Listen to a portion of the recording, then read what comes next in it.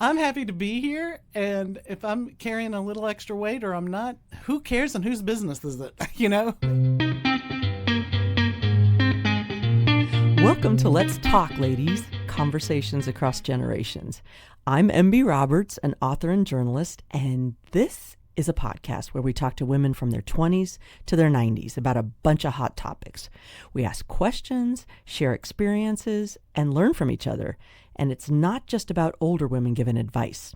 We want to know what younger women are thinking too. So let's get talking. I've got a question for you. Have you ever said, I'm going to get a new job, I'm going to move to a new town, go to the beach, find the love of my life as soon as I lose 20 pounds? Okay, be honest. Yeah, I've said it. A lot of us have said it. And Sandy Knox has said that. It was partly the inspiration for her new passion project, and it's an audiobook called Waiting, My Life If It Were a Musical. It's got storytelling and 21 original songs in it, all co-written by Sandy Knox, who, wow, does she have the chops. She's an award-winning, Grammy-nominated singer-songwriter whose songs have been recorded by Reba McEntire and Neil Diamond, Liza Minnelli, Dolly Parton, Patti LaBelle, Donna Summer, Kelly Clarkson, Carrie Underwood. It goes on. And Sandy teaches a popular songwriting class at the University of Texas in Austin. But she lives in Nashville, so we're lucky. Sandy, who's 63, is also an author, producer, and narrator of the project, Waiting, that we're talking about. We're going to hear all about it. Here's Sandy. Hi, Sandy. Hi, MV. Welcome to Let's Talk, ladies. I'm really, I'm totally fangirling you because I loved your book. Your Boozicle, which we'll talk about, your audio project. I mean, that makes me so happy. Really, I really did like, in the promo materials, it'll always say, oh, it'll make you laugh, it'll make you cry. It really did do those Yay, things. good. My job is done. Yes. So in your project, the big line that stood out to me, and I think will stand out to a lot of people, is we will all meet the love of our lives, reside in the perfect place, get the best job, achieve total world peace just as soon as we lose 20 pounds. Exactly. Live in a fairy tale existence. Right. Just as soon as we lose 20 pounds. How many times? Yeah. I've said it. Yeah. I've felt it. I've said it. I have put off going to the beach until I lose 20 pounds. Yeah. Going on a trip. Skipped a reunion once because I felt like I was up a few. Put off that blind date. Yeah. I mean, God, it's been so long, you know. But would I? I probably would. I hope I wouldn't now. But what are we waiting for? I don't know because we're perfect the way we are. You know. Do you really feel that in your bones? Do you really feel that now?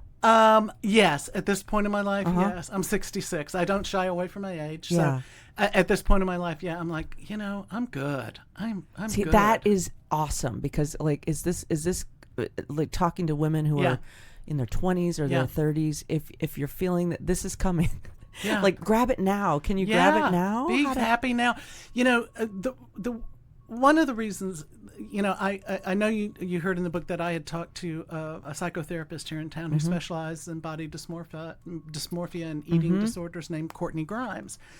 And I would go and meet with her to discuss this project and play her the songs and play her like what I'd written and to make sure. To make and the good news is that Courtney also has a background in music, and so she helped me a lot. And like I would say, am I getting this right? Am I, I don't want to step on toes or anything. She said, no, you're spot on.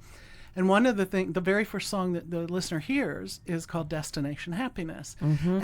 That came about because when I read her what you just read about, we will all live in a fairy tale existence just as soon as we lose 20 pounds.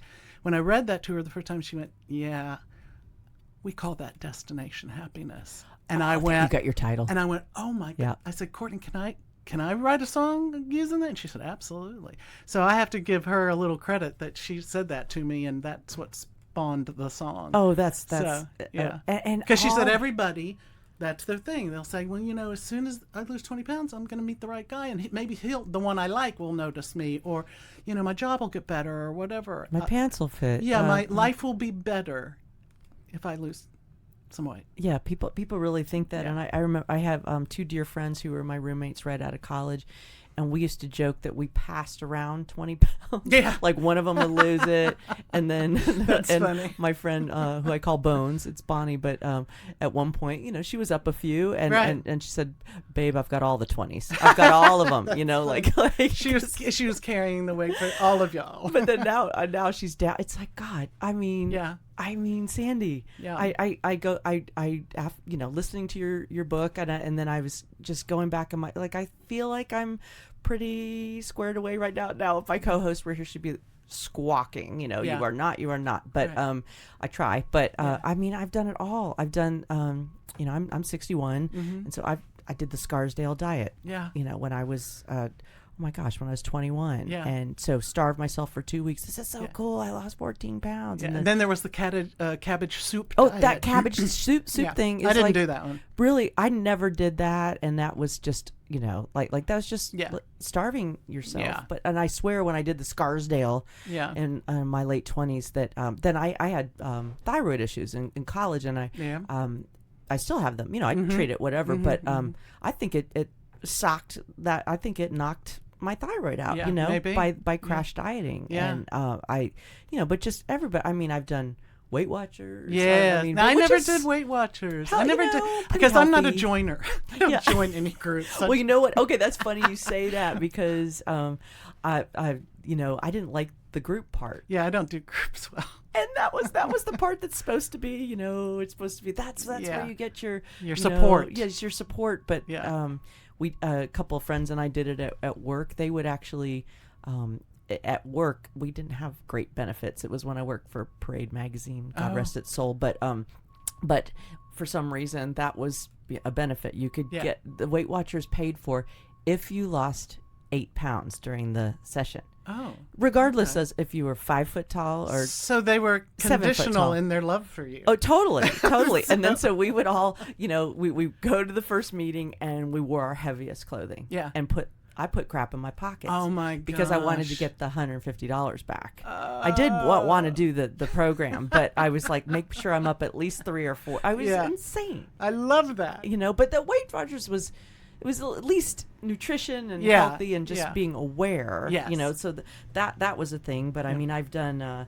I worked with a trainer and we tracked. I work with a trainer twice a week for strength training. Now, see, that is so great. I still do that. Exercise is so important to me personally, and that is where I think the goal is to get is that you're exercising to feel good and be healthy and be strong. Yeah.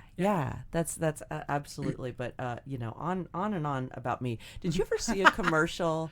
It was about 10 years ago, but there was a woman swimming, and the audio in her head is as she's swimming is saying, "Oh gosh, I gotta lose 5 pounds," or "Oh, I gotta burn more calories," or "I got just blah blah blah I didn't see blah," that. or "I looked so fat this morning," and I can't remember what the product was. It might have been a weight loss thing. Was this in the last 5? It was 10 years ago, but okay. that just resonated with me because it was like the tape in your head. Yes. The tape in your head. Suck in my gut. Or I've had friends get after me. Yeah. Over the years, I'm trying to improve. Again, my friends are laughing right now, but just the things you say. Yeah. Just or someone would say, "Hey, you're looking good," and I go, "Ugh." Yeah. I'd say, and she goes, "Do you see what you just Yeah, did? You just put yourself down. Did you see Yeah. it? No, I have friends who do that. Yeah. Yep. And I don't want to blame, my dear departed mother. Really, but she was.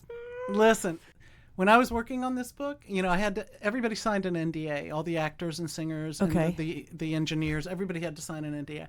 But so many people related to this and would come to me after we were done recording that day or whatever and would say, "I want to tell you my story." Yeah. And they had a story, and it a lot of times involved somebody who was supposedly should be giving them unconditional love, not giving them that. Yeah. But in talking about the commercial, I will tell you this: in the last in the last 7 years of working on this book, because this idea came to me many years ago, I would not, anytime a commercial came on that dealt with weight loss or anything, I had to turn it off. Any story that came on, if somebody was interviewing Oprah or whoever, and they were talking about their body image or weight loss, I had to click it, turn it off, because I was so fearful of something influencing me or deflating me as I was working on this thing. I thought, I can't hear anything that'll burst the bubble of how I think this book is going to happen, how this is going to be. Of the quote happy ending where you are like accepting and getting well, and to a I good just place. didn't want to find out somebody else had this idea or the word waiting. I was really careful about. Right. Nobody knew the title of this thing the entire time we were in the studio and It's working. so perfect. Nobody knew the title. Waiting, like it is because it's waiting till you lose the 10 or 20 pounds. Right. It's and at first, I will tell you that I had my ideas for the title were weight of the world, the weight on my shoulders, whatever. And then one day I read it, because originally this was going to be a live theater production. In my mind, I have a theater background. I was going to ask you if that's a plan. Is that a plan? Because I could see it. A lot of people can see it. Yeah. You do the work, and me, you get the money. No, I'll just say some things are bubbling up. That's all I'll say. But I will just tell you that when I was first came up with this idea in my mind, because of a theater background, and I'd been in lots of musicals and stuff, I thought, well, I'm going to write it as a musical. That was my target. And I started reading about the history of musicals and stuff like that. And one of the things that I read was that the most successful Broadway musicals had one-word titles. Think about it. Hamilton, Oklahoma. I mean, you can just Cats. Right. You can just, and I went, I need to have this has to be a one word that says it. And one afternoon, I was talking to my mom on the phone, and all of a sudden, out of nowhere, the word waiting spelled. Yeah. W-E-I-G-H. And I went, I literally said, Mom, I got to go. And went and started working at it from that point of view. When I read that, most Broadway shows are one-word titles. Okay. Successful Broadway shows are one-word titles. Heard that here. Well, now talking about your mom, which I know you've lost your mom. Yeah. Me too. But she grew up. She was a model, and so I mean, my mom definitely. It was all about being pretty. It was all about, perfect. Like when being perfect. I was tiny and then gained some weight in college. And you'd think I had, become a terrorist. It was like, oh my God. Yeah. She's never going to catch a man. She's like, looks horrible. Yeah. But your mom, that was, to be a model and she was in the late you. 40s. In the late 40s. She was a bathing suit model in the late 40s and then a runway model in the early 50s. Even after she had 2 or 3 kids, she still was on the runway. Oh my gosh. So no pressure there, Sandy. Yeah. I mean, from the time you're a little kid, like kind of eyeballing. I didn't feel like I had that growing up. But first of all, my mom was a terrible cook, and we had really bad food. So I just wasn't going back for seconds. Right. My mom was an okay cook. My dad and I loved to cook. My dad was a pretty good cook. You had that camaraderie. My dad and I were bonded over yummy food and stuff. But my mom, she was wonderful. I mean, my mother had so many talents. But I will tell you, I definitely remember that she was very proud of the fact that she had not really gained a lot of weight since she got married or had 3 kids. That was a big part of her persona for sure. Yeah. And I remember when I was probably about 12, and I'm 5'9", and I remember getting on, and there was one scale, and it was in my parents' bathroom. And I remember getting on the scale when I was about 12. I don't think I was 13 yet. And seeing that I weighed 124. And I freaked out that my mom's going to be mad at me. I weighed 124 pounds. And I was probably at that point, I hadn't reached my total height yet. So I maybe was 5'6" or 5'7", but I was really... my first thought when I saw that I weighed 124 pounds, and now it's like 124 pounds. Oh my gosh, that's my arm. I was so slender. That's crazy. thin. But there was a mentality in the women of that day. And the number was important too. The It's almost like number- a fixating on the age. It's Yeah. like oh, almost like a Bridget Jones Yeah, thing. Like I'm yeah. 131 or I'm Yeah. 136 or Yes. again, which I've not seen since Thank my you. infancy. Who? But Yeah. like, so were you like? Did your mom check your weight? No, she didn't check my weight. But she No. looked at your And body. Well, yeah, and or if you're eating chips, you don't need to eat that. You get those kind of things. And I was very athletic. I was very involved in tennis, and I was on all the volleyball teams and captain of the volleyball team, all that stuff. So I was athletic. But she was just very aware of, that you shouldn't be eating that. And one time, this is a funny story because I never let her forget it. She and my dad and my uncle and my uncle's new wife were coming to visit. And so I had 4 people about to be in my house. And I had stocked up on food. Of course, you're about to have 4 people. And I think 2 of them were spending the night. Were actually staying at my house. So I had bought all this yummy food, and everything to have anything. And my mom, I'll never forget this.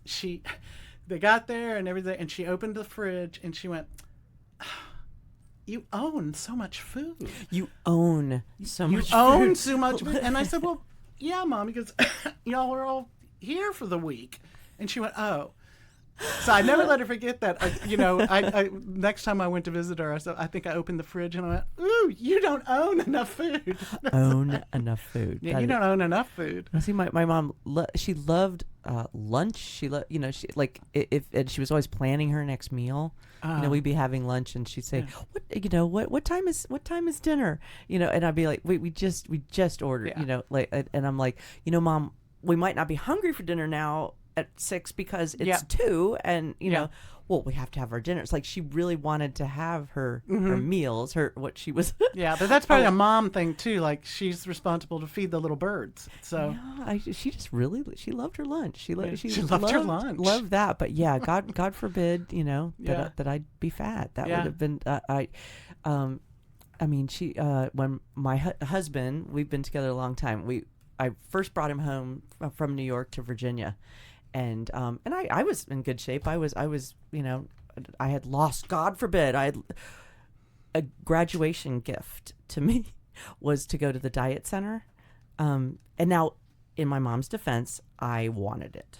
Okay, so it wasn't like she did this mean thing, and I really wanted to do that. I'm home from college now. I'm going to get it together. So I, thank God I lost the 25 pounds I gained in college or whatever. Right. But then, the freshman 15. Yeah, kind of, a little more. But but then I bring Ronnie home, my hub from New York, to meet my parents, and we're walking in, and she said something like, "Oh, your butt's not as big as it used to be." I mean, that's just the way she Thank talked. you, Mom. And I didn't even And notice she said it. that in front of your... Yeah, just met him, and Yeah. he was horrified. Yeah. And later he said, "I didn't appreciate that." And I said, "What?" Yeah. And he said, "What your mom said." And I said, "What did she say?" And I said, "Oh, she's just joking." And then I just realized how that was you had gotten used to that. It was just there. So it's such a voice. But women our age, like we're talking about having the voice in your head. Do you think that 20 and 30 somethings, or even do you think women younger than us, do they have this voice too? Yeah, I think so. Yeah, I do think so. And I'll tell you why. Number one, I think social media is really tough. That is so hard. It's very tough. And also, the young woman who was the project director and she's the project manager and creative director of this book. Her name's Manon Ward. Manon's 31. And she the whole time we were recording it, she was going, "Oh God, I can relate to this so much." And I'm like, "Yeah, you're 31." But she's like, "Oh no, I can relate to this, and so can everybody else." So that, it's still there. She's 36 years younger than me, and she's, it's prevalent in her generation. Yeah. I mean, well, you've written so many songs, and so many songs that we all know, and so why this project then? Why was this percolating for so long and so important to you? Because I knew it was going to be different, and I felt it was important when I went to the diet college, when I was getting over a bad boyfriend. A friend of mine had told me about this place, and in the book I call it Foundation House. Yeah. And And I went there, and it was such an interesting place, and the people that were there were just so interesting. And I left when I loaded my dog, and you could go and stay for as long as you want. I stayed for, I want to say a month or 6 weeks, and I could take my dogs and everything. Yeah. Was it real expensive? It wasn't. It was not like over the top expensive. No, it wasn't like a fabulous spa. Like a Canyon Ranch or something? No, it was not like that, but it also wasn't. It wasn't like the term fat farm that people use. It was a place where you went to learn. See, that and part eat I healthy. liked. Yeah. Like when I first read, was getting ready to listen to the book, and I was like, I wonder what this is, because, is it like Canyon Ranch, or is it, like a starvation place? Or No. But you had so many positives. Positive things. Yeah. It was a wonderful place. And I left, and in my drive back to Nashville, I thought, what? This is something. And I started having ideas for songs. And I think the first 2 songs that came to mind were the salsa, It Is a Dip, It Is a Dance, because it is. And no cilantro. No cilantro came in later. That's where we differ, Sandy. I can't live without cilantro. Oh, my God. And then the other song that came into my head was Shut Up and Eat It. I thought, because I actually did see somebody try to offer the dietitian behind the counter. It was, you went through a cafeteria style. The bribe. Some money for extra food. And I remember watching that and going, oh, wow. And then on the way home, I went, oh, wait, that could be such a fun thing. So that's where, the songs started happening there. And then there were times where I wrote the chapter, and then the song came out of the chapter. Sometimes the chapter was written to get to the song. Everybody wants to know what came first. The song or the chapter. They kind of all came together all at once. And there were times when I was in the studio recording the narrations. I used the parlor down on the row, and we recorded the narrations. I'm going to say almost a 2-year period from the time we started until we finished. So at the time I'm in the studio doing the narrations, recording those. Maybe 2 days later, I'm in the studio with the song. We're doing, we're laying down the tracks for the song or something. So it was all happening at once. Everything was going on at once. I stayed really, really busy. So. Oh my gosh, I know you did, and the songs are so, they're hit songs. They're Broadway musical level songs. Like this is crazy. You are making me so happy. No, I mean it. I really. If I didn't mean it, I would just not mention it and go, yeah. I wouldn't be here if you didn't. There. Well, you know what? That was important to me, to have very commercial tunes that were what we call radio friendly, that people could walk away humming or singing, that people would remember. And it was also because of my theater background, that in my mind, when I was writing the songs and also writing the narrations, I was seeing this in my mind as a stage production. I was already in my mind, that's where it was. Yeah. I mean, I was thinking about choreography, for, like on Shut Up and Eat It, the in the book, I call them the Jell-O jailers, the women who, because you could eat. I can see it. I can completely see it. Yeah. And I could see, platters of fake Jell-O molds, them going around and everything. So I had that going on in my head for sure. Oh my gosh. Just being a songwriter, and you're always doing creative things. Do you write songs every day? No. Not like Dolly. Doesn't Dolly get up at 4:30 in the morning every day and write? Oh, she writes I call that the golden hour in the mornings. Because I call that the black outside hour when I'm asleep. The bulk of this book I wrote wrote during the golden hour. I would wake up probably around 5:30, just because I would wake up because my mind was starting to work. And I would just, in that hour, you're not getting emails, nobody's at work, nothing's open. So that was a very productive time for me, to work on whatever, whether it was lyrics, or the storyline. Yeah. And an uninterrupted time. I mean, that, like, if you have any kind with of coffee writing. And the house is very zen and chill and cool. And I like that. It's important to me. Well, and just, obviously you're a successful longtime songwriter. How are things different for younger, in their 30s and their 40s songwriters? I mean, obviously the tools are a little different, that you've probably embraced most of them. But and I don't think they're making the kind of money we did if you had a hit song on the radio. Is that right? Yeah, I don't think they're making that kind of money. Yeah. I mean, I bought my first house, after a couple of Reba cuts. Oh, I called Reba. it Casa de la Reba. There you go. So I don't know. I think it would be very hard to jump into songwriting, and I hate to say that out loud because I wouldn't want to.